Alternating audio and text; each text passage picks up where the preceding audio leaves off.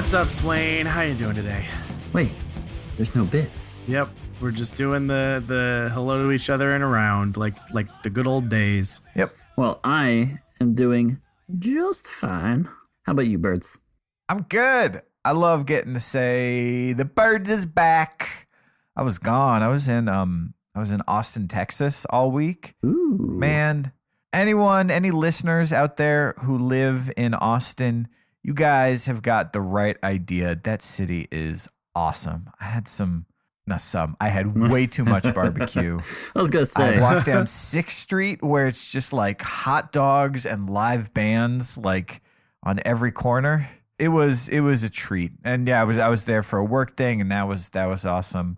But it's good to be back. I'm back home now, and I can play some Destiny and talk with my Destiny buds, including Mr. Bonesy. How you doing? I am doing pretty good. I actually just got back from dinner with some friends in the Crucible Radio family from the Slack specifically. I drove down to Long Beach and I got some barbecue myself, and I got to hang out with Cassie, who drew those portraits of us. If y'all have seen those on our website, they are amazing.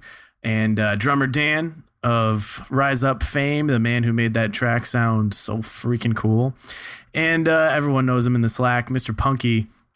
He's actually back. He was on leave he's stateside after being stationed in Korea for a year. So he's back. He got to drive his car down the PCH and have some barbecue. So he was really happy. And it was a really good time. It was really good to see those people and to be able to hang out with your internet friends in real life is a special privilege that makes us all feel better. So it was a good time. That's a beautiful thing. Man, someone want to come by me barbecue? That'd be real sweet. Swain, granted, I'm not super clear on what your job is, but I thought you were like trapped inside of a very small, very hot room with just like barbecued and grilled meats stacking up around you all day. Is that not accurate? It's almost like an old TV show. Just things are just like there's a conveyor belt in front of me full of smoked meats, and I'm just like trying to put them away really quick. And it's overwhelming, and there's meat everywhere. Yeah, that sounds too about much right. Brisket. I like to eat the food too. Don't we all? Well, this is not a podcast about food. This is Crucible Radio, the podcast for all things Destiny PvP.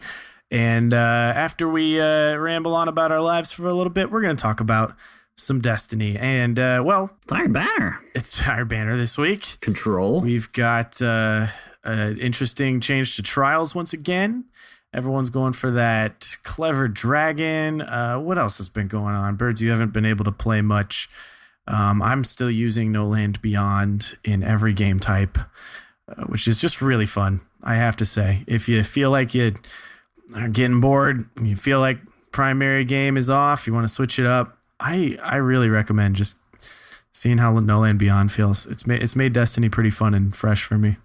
I have been enjoying the hell out of Iron Banner. The drops are sweet. I would say like every single time there's 4 or 5 legendaries in the rewards pile.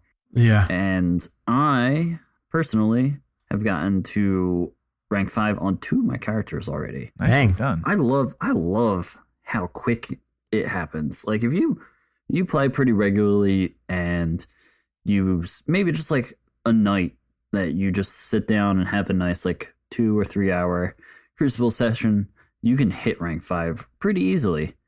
And I think that's it feels rewarding. You end up with the 4, I think it's 4 different packages, 2 weapons, 2 armor. Mm-hmm. And even that you can get stuff that's outside of the current weapon or armor pool that's available. So you can end up with like literally everything if you hit all 3 characters and all the bounties on all 3 characters. So I'm enjoying it. It's a nice way for me to get closer to 400 without having to do the raid. That's true. And everyone's going after this clever dragon. It's definitely solid. If you don't have a grasp of Malak, it's the fast firing pulse rifle. Pulse rifles are doing fine in the meta right now. I got a good roll, and personally, it's just fine to me. And I think that's just the rate of fire I'm used to, because I I haven't used a grasp as extensively as some players, but it's definitely good. I just think I'm good with blind perdition. I think that's going to be my pulse. So I'm not too worried about everyone with a clever dragon in the world. It'll have its time. Yep. Yeah, there's just something about certain pulse rifles I just can't adapt to.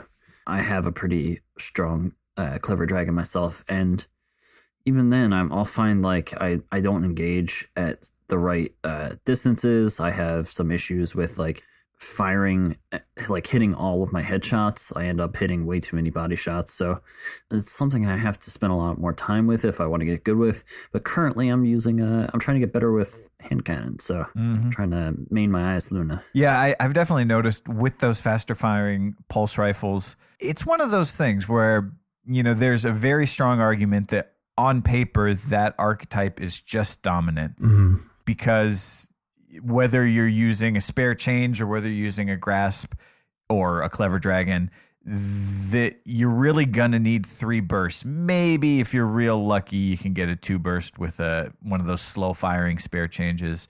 And so if they all just take 3 bursts, why not use the one that can get those 3 bursts out the fastest?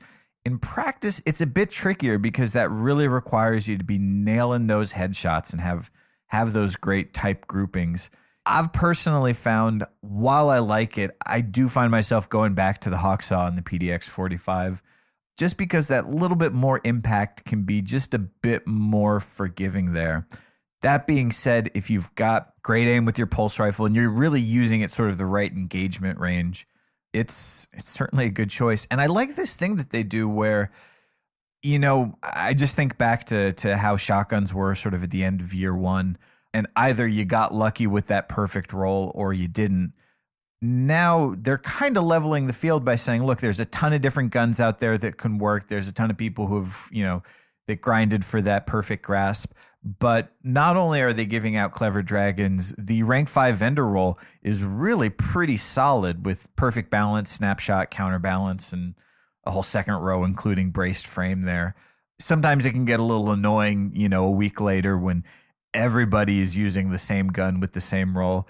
But I think ultimately it's a bit more fair, and it really lets sort of, the individual gun skill shine because you don't have, a small percentage of people dominating with the lucky rolls that they got. That'll also balance itself out. At some point, everybody will go back to what they really love. It's kind of just that new shiny. Yeah, the new hotness, right? Yeah. So don't get too worried about the clever dragon taking over. You'll probably see it for a little while, but it'll go back to normal. Yeah, I'm still using my IS Luna quite a bit actually. The vendor palindrome is now on my characters. It was in the vault for a few weeks, and I really do want to get used to it. I find myself just struggling. I don't know. It feels a little almost like I can't see, like the profile of the gun is different, which is just, that could just take some time to adjust. But I fall back on my IS Luna quite often, and as well as a Devil which I got early on in Rise of Iron with Luck in the Chamber.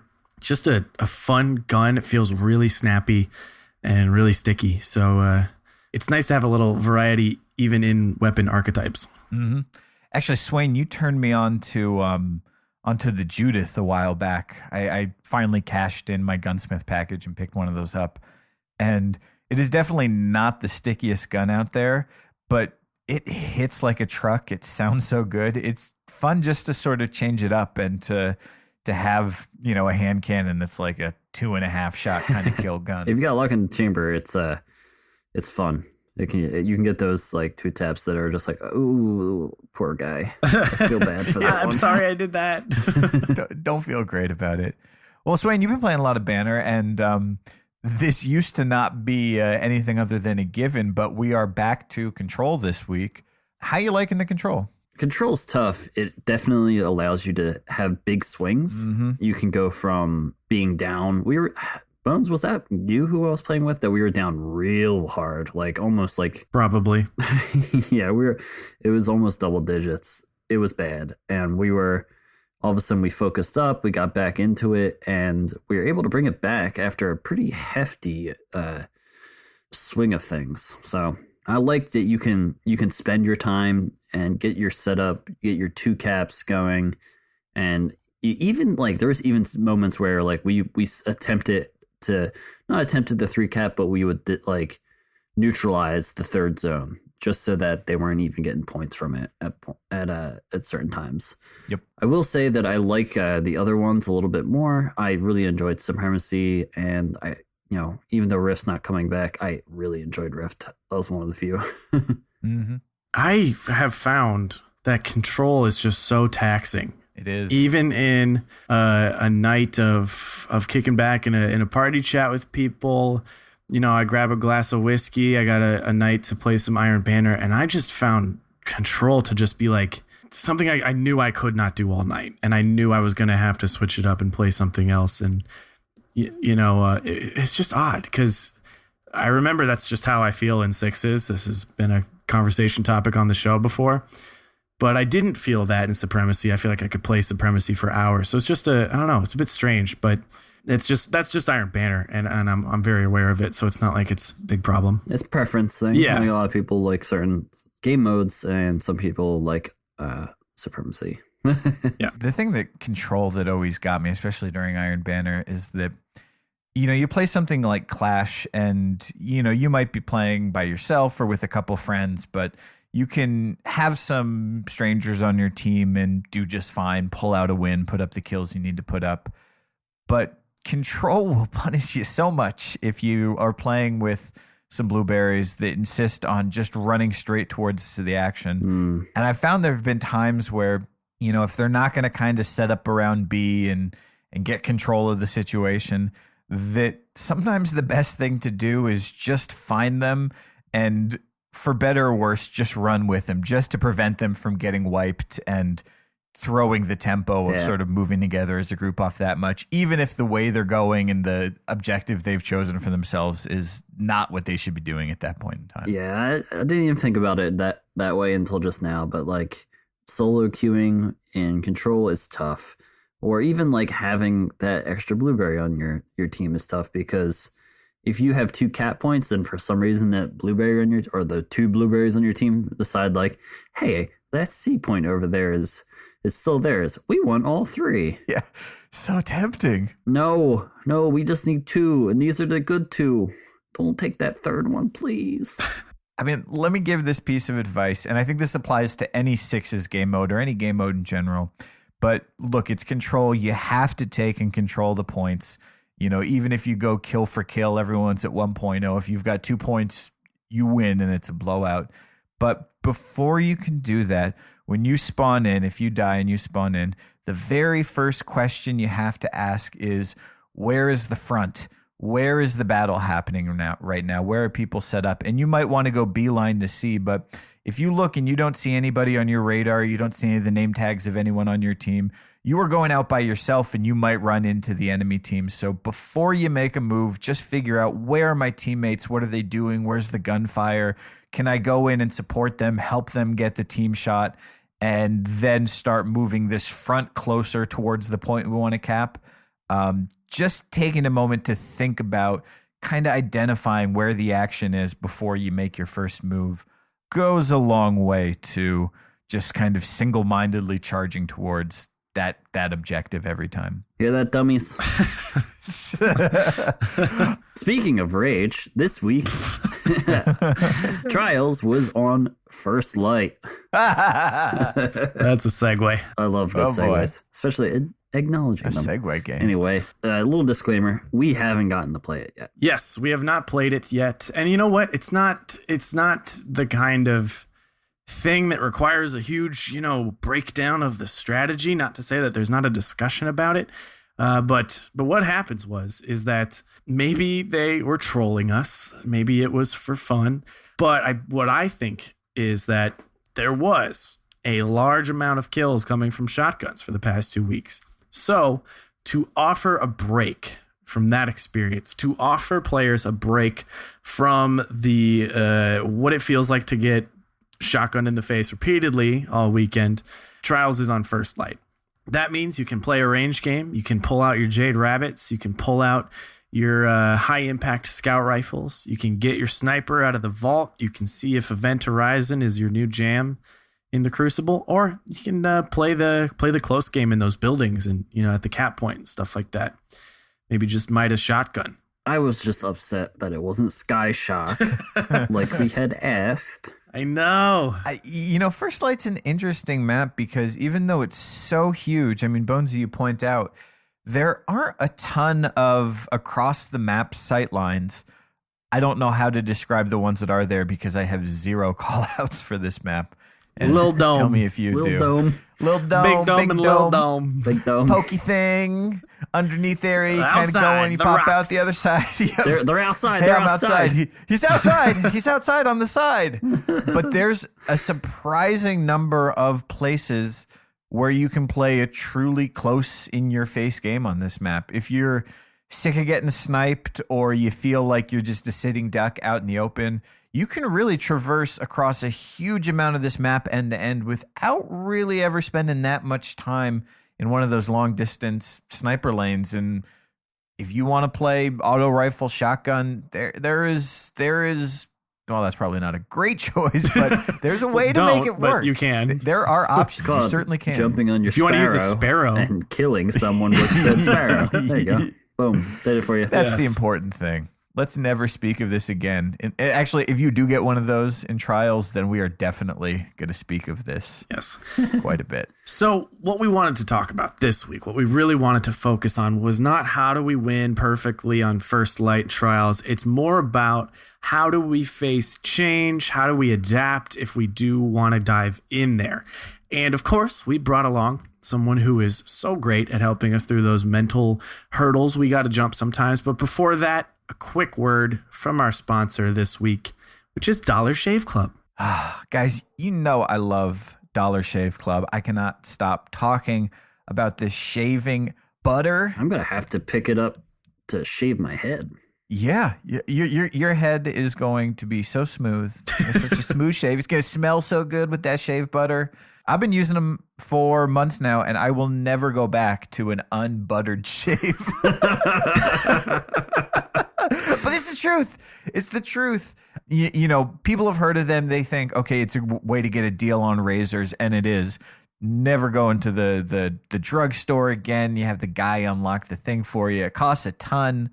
Dollar Shave Club has got you covered. Look, guys, if you've got a subpar grooming game, if you're still living that college life with your greasy hair and your stubble, and you got your disgusting bathroom and your sad little bar of soap, upgrade it. You can do it all at once. Check out Dollar Shave Club because they got stuff for your hair, for your face, for your assorted bits. They're going to keep you looking and feeling fresh, and these are just classy products. These are high-end stuff. You're going to smell good, not all floral or whatever, but just good. Smell manly good. They got stuff for ladies too, and people are going to take one look at your bathroom and they go, "Man, this guy's got everything figured out." Well, not to talk about my bits too much, but you can get a 1-month trial of any razor for just $1 with free shipping.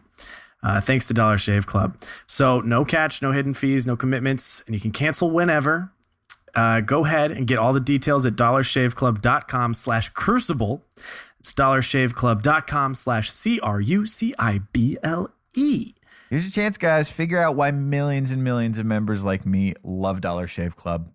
It's dollarshaveclub.com/crucible.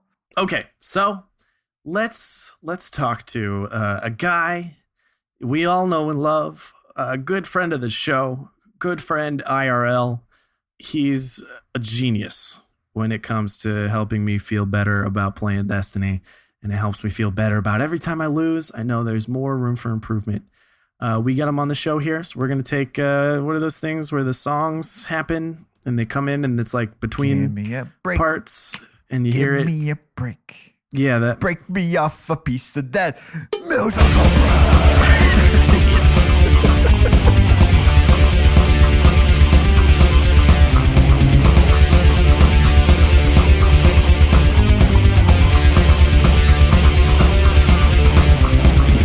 Dissatisfaction and disgust are your signature face.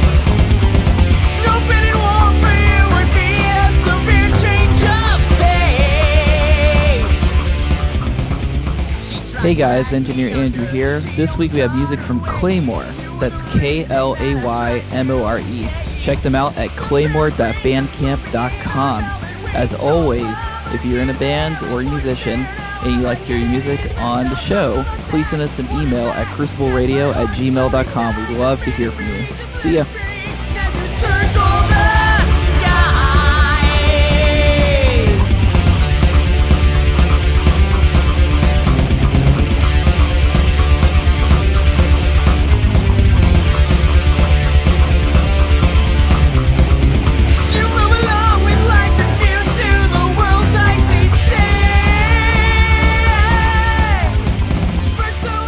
Welcome back, everybody. I hope you enjoyed the first half of the show, but now we're on to your favorite part, the second half of the show. And you know this part is extra special because we've got a guest, but no, it's not any guest this week. It's one of our favorites, one of the returning champs. I think he might be in last place right now for most number of appearances between Daddy Fat Snaps and Fallout, but we're gonna take care of that right here. Yep. Wow. Sports Psych Steve, welcome back to the show. Well, thanks for having me back, and I want to regain my crown, so you'll hear from me for the next 3 weeks, I think. Okay. How does it feel being last place right now? Tell me. How does that? I just broke my controller and my headset, and my TV has cracks in it. Yep. You heard it here first. I will do my best, Steve, to keep Fallout off of the podcast.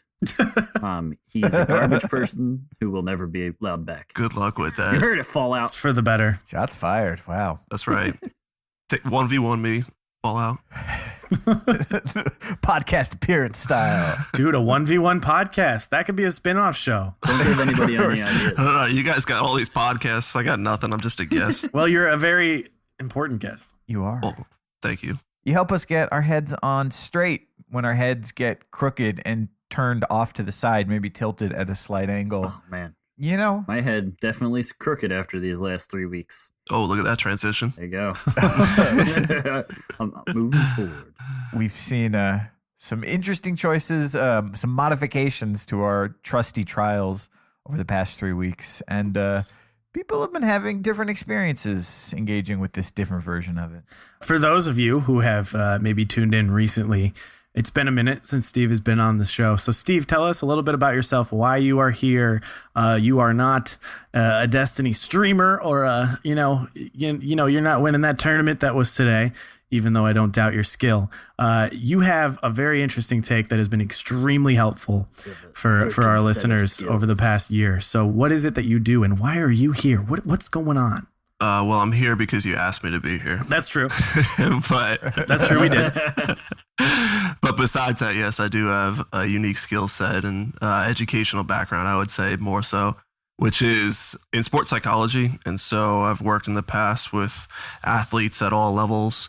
And most recently, for the last few years, I've been working with the military, developing mental toughness and resilience with the U.S. Army.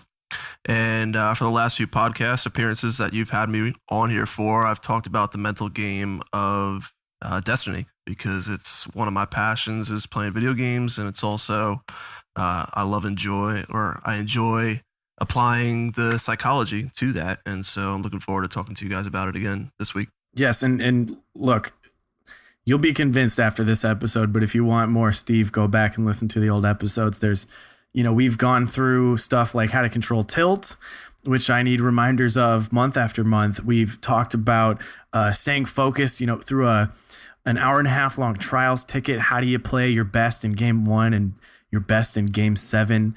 Some habits to get into the zone. What kind of state of mind am I the best player in? And one of the biggest things that has almost sort of defined our approach to improvement is the growth mindset, which is how do you prepare your brain to accept change and to be willing to improve rather than a fixed mindset where you just get stuck. But this week, there has been a series of changes in trials. So we really wanted to dig in with you, Steve, about how can we adapt to change? How do we take something that's new and maybe surprises us and still attack it with full force without feeling like it's throwing off our game or it's forcing us to do something else? Yeah, I think it's important to remember that growth and fixed mindset that we had talked about before. And I think even a few of your guests, like King Koala, has been talking about like that scrub mentality, right? And the playing to win mentality. And with these new variations with the spooky trials the last couple of weeks, and then obviously this enormous map with snipers everywhere, it can be easy to just get pissed off, not want to play anymore. But there's a couple of characteristics of the growth mindset that can probably help you still enjoy playing the game. Yeah, and to be clear, you can have an opinion on what version of a game you like the most. If you say you love Halo 3 and someone else says they love Halo 2, it's okay. It doesn't mean one is absolutely unplayable or one is far worse, far less enjoyable. It's just different for people. Yeah, I mean, for me personally, the first week of Spooky Trials, I actually really enjoyed it. I thought it was a good opportunity for me to work on some things that we don't get to do with normal trials, like moving around with the teammates a little bit more, staying close. Call outs was a huge thing that I tried to be a little bit more clear and concise with map awareness, so I wasn't getting picked off first.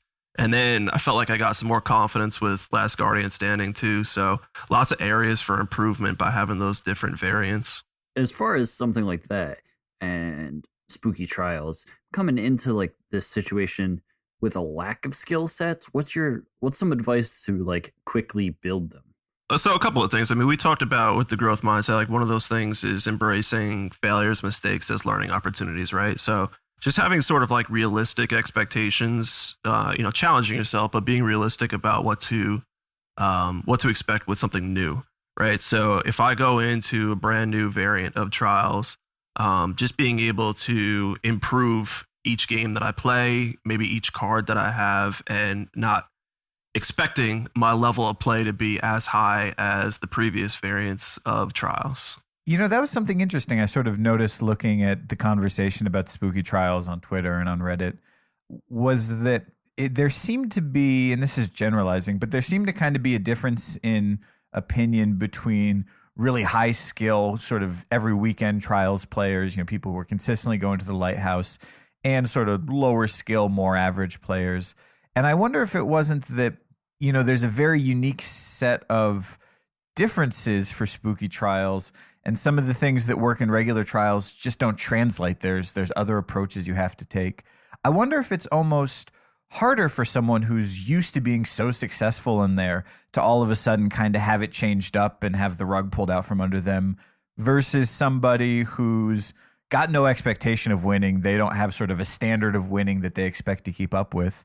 And if that's something that, in sports psychology, you kind of see sort of different approaches when in changing circumstances between those high skill versus those low or just average players. Yeah, I mean, people, I think, just in general in life are a little bit resistant to change. I mean, just think about like when you were in school and you had your seat in that classroom, right? And somebody else sat in that seat. Like all of a sudden your mind was like, oh man, but that's my seat and I feel all weird now, right? Get out! Get out of my seat. Well, like that's sort of like trials. Like trials is our thing and we know what the rule set is. And then all of a sudden they switched it up on us. And I think for streamers, I do think it was a little bit more challenging for them, especially if they were trying to do carries, because communication was so key when it came to no radars and no revives. And so I can definitely see why some of the streamers felt it would be a little bit less enjoyable for them. But I think also it gave them an opportunity, if they saw it this way, to embrace some new challenges and persist through some adversity, which they can grow from if they see it that particular way. Yeah, I mean, and to touch on something Bones said, there is, of course, a difference between saying, I don't like this as much as the regular one versus just trying to win at the game mode, sort of regardless of what the rule set is. One thing I thought was sort of interesting, I really liked that variant just because it felt like everyone was sort of on the same footing trying to figure out how to play this kind of unique game mode versus regular trials where, it's tough to get started because most people have been playing trials for, a year plus now. They're kind of dropping everyone back down to a more novice level. There's more sort of room to learn and experiment there than playing against people who have got it figured, just totally figured out. Yeah, I mean, I definitely, like you said, I mean, I think people enjoy the first map more than the second map. Maybe people enjoy this week a little bit more so than others. But in all honesty, one of the things that I enjoyed was just that it was new content. Like people have just blasted through Rise of Iron in the first month that it's been out. But when you think about it, this is sort of new content for us by having a different variant with Trials or having a new map with Trials, which is something that I've enjoyed, is just having that mix up. So is there anything like, just sort of like generic long-term that we can work on? Maybe it's not really working on anything, but it's clear that the game will throw surprises at us. It is not new. It's not new to the Festival of the Lost. There's always been a little change-ups here and there, and it comes at us, and some people receive it well, some people don't. What do you say to someone who doesn't want to get irritated by that sort of thing? Do you have any suggestions for just that generic state of mind so you can take on a change as something to tackle rather than something to turn off your game, if that makes sense? Yeah, one question that I would have for somebody like that is really asking them why they're avoiding that particular challenge, right? And so if it comes down to like they don't feel like they're confident, they don't feel like they'll be successful at it, and maybe part of that lack of confidence just comes from the fact that they've never done it before, they've never played that type of gamed variant. There are definitely some things that you can do when it comes to confidence to boost that, because we know that confidence definitely has an impact on your performance. So tell me a bit about that. I know looking back sort of over my own experience, some of the things that I love the most now are things that I hated when I first tried them. I'm like, Rumble is my absolute favorite game mode, but those first couple Rumble matches, I wanted to go to orbit and never come back. First like 10 are tough. So stressful. First 100 for me. I never quite have a sense of whether, do I dislike this thing just because I'm bad at it and I feel just confused and like it's moving too fast for me, but I will come to enjoy it eventually? Or is this just not for me and I shouldn't bother playing with it anymore? Well, I ask you guys, so where does confidence come from? Like the fact that you feel like Bones feels pretty comfortable with a sniper these days, Swain, you're crushing fusion rifles. Like where does your confidence come from using those particular tasks and getting into a competitive environment? That's a good question. Ooh, tough question, Burns. Look inwards. Putting you on the spot. I would say, and again, I'll use Rumble as my example here because it's just been the biggest change for me, is that I would say just having had a bunch of experiences to sort of look back on and saying like, I might have been down 500 points, but I know what I'm doing. I know I can make these shots, and pulling the win out is the thing that kind of keeps me calm when I find myself again down 500 points, but know that I've got a chance to win. Totally. And that's the typical example that you'll get is when you ask, where does confidence comes from? It comes from previous success, right? And that's because, yes, absolutely, confidence can come from previous successes, but it can come from a lot of other areas if you don't have success to draw from. And so that was one of the things that I want to talk about this week is for those players, listeners that are playing Trials for the first time or trying this map with a sniper for the first time, or even that spooky Trials a couple weeks ago, like where can you bring confidence from if you haven't done that before? Go on. Okay. So confidence is one of these things that's very transferable. And so if you've done similar tasks before, as long as you're using your thoughts effectively, you can transfer some of that confidence. And so maybe you haven't played this, Trials with no revives and no radars, but you've played Elimination, or you've played Inferno before.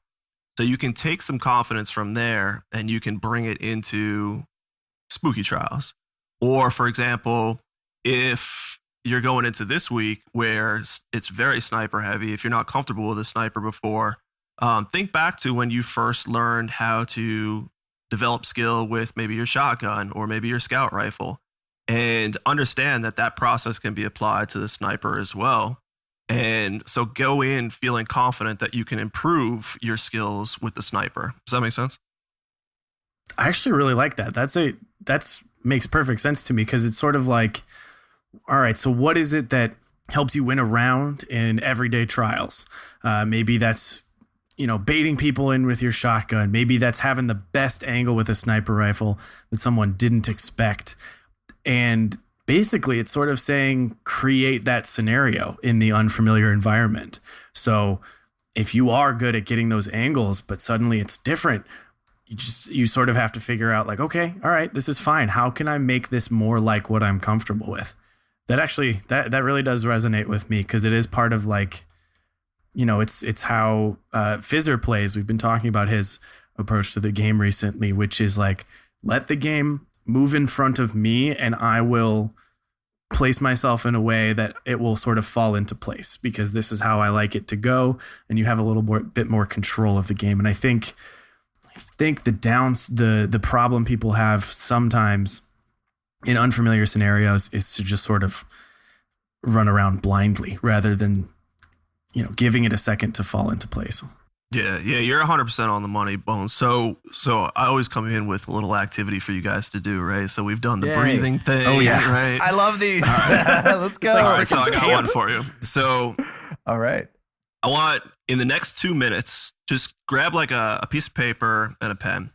And I'm going to give you 2 minutes, and I want you to write down 10 specific strengths that you have that are applied to Destiny. And I want you to be really specific. So like, don't say like communication. I want you to be like clear and concise call outs while you're alive. So be very specific. You've got 2 minutes, and I want you to write down at least 10 strengths. Strengths and PvP is what we're doing here. Yep. Remind me while I type away. Andrew, put some like Jeopardy music here and trim it down. 10 strengths in PvP. Okay. You got about a minute left. 20 seconds. And time's up. That was tough. That's it, right? Yeah. Okay. I got 5. All right. So how many of you guys got 5? I got 5. All right. 6. I had 6. And you guys have 7. I got 10. Dwayne, you got 10? Swain is like, oh, I know all the ways I'm good. Let's go. Swade, you and your self-esteem. Oh, actually, I just thought of one more. I got 6. I don't think that counts, but okay. This is just a quick activity. And what it does is it illustrates awareness of your strengths. And so in a lot of the situations where you don't have that previous success, like you talked about earlier, Bones, what you want to do is you want to try to leverage your strengths as much as possible. And what you find is that people just in general with life are very aware of their areas for improvement, their weaknesses, the things that they need to get better at. But what they spend a lot less time focusing on and being aware of is what they're good at already and what their strengths are. And really, when you think about it, when you're in an uncertain situation, like playing a new game mode or playing a new game or anything in life, you want to be able to leverage your strengths as much as possible. And so if I gave you 2 minutes, you should be able to get down at least 10 of your strengths, because you want to leverage those strengths in some of those uncertain situations. That's really interesting, because, I don't think of it in the sense of just like being, the easy task of diagnosing your problems. I feel like I might say that's more difficult, or at least that's why I review gameplay or something like that. But when you put it like that, it's like, yeah, I guess I don't really talk about what I do well at all. I mean, maybe sort of in the conceptual sense later on the show, but never in game, never when I'm in the game of going like, oh, that was great, I should do more of that. I just sort of, maybe save a clip here and there and then don't think about it ever again.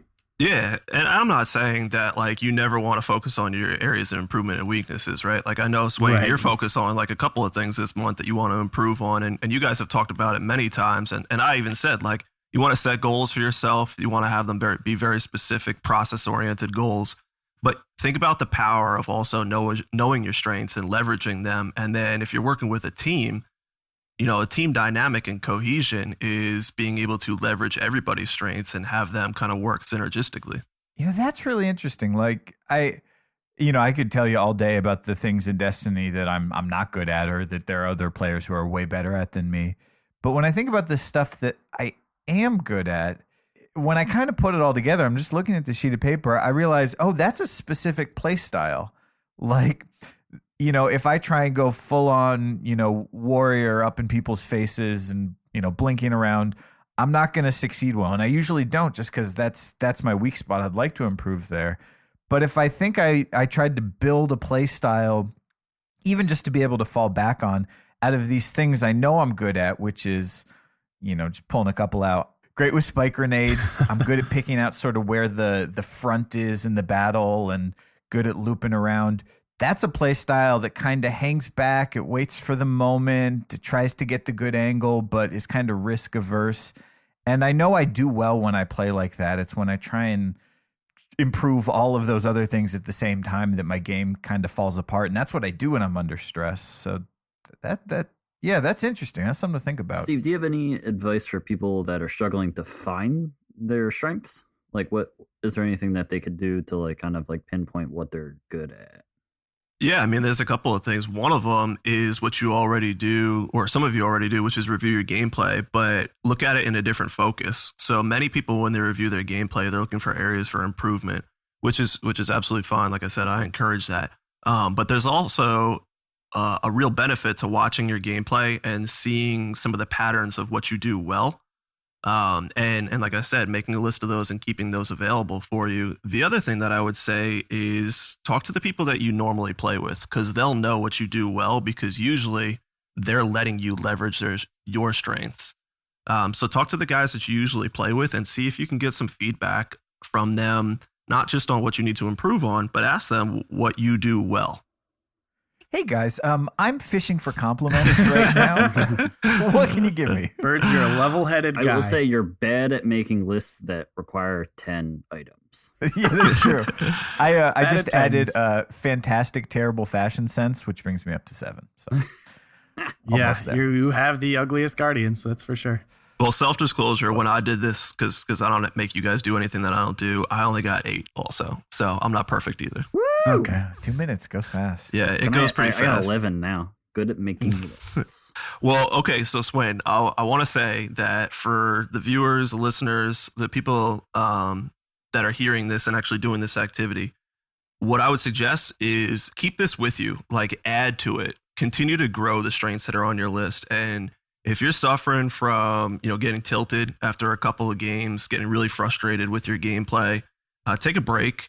Review the strengths that you have, the things that you do really well in this game, and it's a good strategy to get refocused on kind of like getting back in the zone, right? Because if you're doing what you are already good at, then it'll get you right back on track.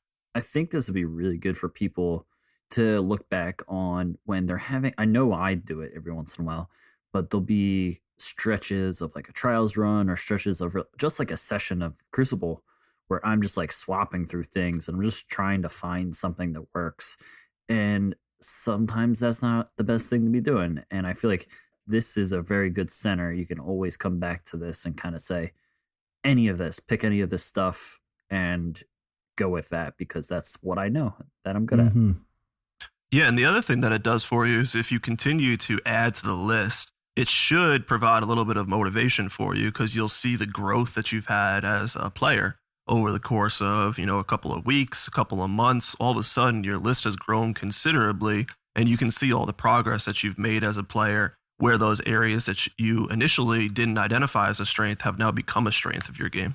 I could see this being helpful too, not just sort of in the short term when you're having a bad night, but I mean, just thinking back, like all of us have had slumps where for, a week or more, we feel like, I just have potatoes for thumbs. And it's so hard to remember what it was like looking back, like I knew I felt like I was good at this game at some point, but I just can't remember that feeling, or I just don't know how to get back there. And then you add in maybe a new game mode on top of that, and it's all over. I could see having something like this, not just for the short term, but when you're really digging to try and remember why you thought, why someone would need me on their Crucible team. Because, we've all been there. Yeah, and so when you think about from like the athletic side of things, I mean, you talk about a professional athlete, like a professional baseball player, and you talk about slumps. I mean, they get into slumps, right? And so oftentimes when they're in those slumps, they try to make adjustments to their swing. And they're spending a lot of time in the batting cage making adjustments. And oftentimes what gets them back is what got them there in the first place, which is just going back to the basics, their initial strengths that they have, and then working their way out of it. And so again, this is another really good tool to get out of some of those slumps by just going, identifying your strengths and focusing on those as opposed to the things you need to improve on. So to wrap it up, you got ways to approach change. You don't have to love it. It doesn't have to be your new favorite game mode. You can say, you know what, this one's not for me. But if you want to get in there and if you do want to figure it out, you can look back at your own strengths and see, how can I use these to my advantage and how can I get the game to work for me? So this is really helpful for me this week. I knew I wanted to get your thoughts on that, Steve, about handling change, but I didn't realize it could just be something as easy as look at your strengths. So that's very helpful. And thank you for once again giving us a fun activity and then also blowing our minds with it. I mean, let me ask you one last question. We've all been playing this game. Probably most of our listeners have been playing Destiny for a long time now. But I remember when I first started playing Destiny, and in particular got into the Crucible, I didn't think I was good at anything, like just consistently bottom of the board. When you're just at the beginning of that learning curve, and it's a learning curve, you're going to get there somewhere, but you just don't have anything to build off in terms of sort of the conventional skills of having good gun skill or having good movement. If that's just not there, what are some things that people can get started with when they're starting on this Crucible journey? Well, definitely one of the things is realistic expectations again. So, you're not going to be at the top of the leaderboard when you first pick up this game. If it's a little bit different than Call of Duty, it's a little bit different than Halo. So don't expect that 3.0 KD right off the bat. But a lot of things that you're talking about there, Birds, is focusing on process-oriented things and seeing progress with that. So, lining up your shots a little bit better, aiming for the head, and getting 3 taps with a pulse rifle. Knowing the maps a little bit better and starting to understand where people are with their shotguns or where the sniper lanes are. Those are the things that when you're beginning to play a game like Destiny, you can immediately start to see some progress.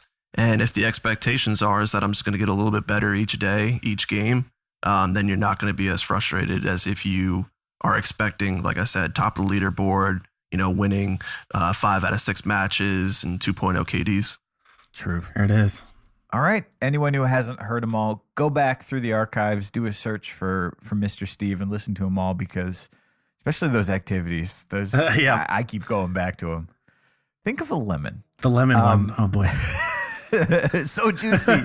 Steve, after people have gone through the back catalog and they've heard them all and they want to learn more, where can people find you on the internet? The best way is just to go to my Twitter. I'm pretty active on that. I do some video game tweets and sports psychology tweets, and definitely some sports related things as well. But you can hit me up there. It's Sports Psych NYLI, and I love interacting with people. I love it answering questions. The Slack has actually been really cool of an experience for me. So I stop by there quite a bit. People ask me questions on there, and I end up playing with a lot of them on Xbox Live.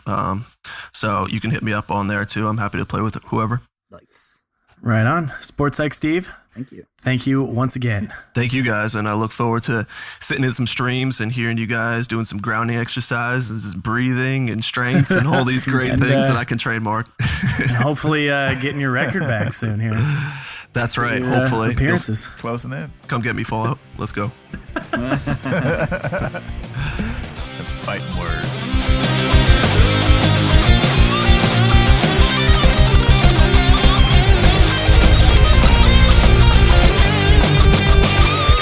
My body was a prison till you gave it release, but now your lips secrete the venom that has poisoned me. Since I kicked you out, you've been stuck in the streets, but you should pray for forgiveness while you're on your knees.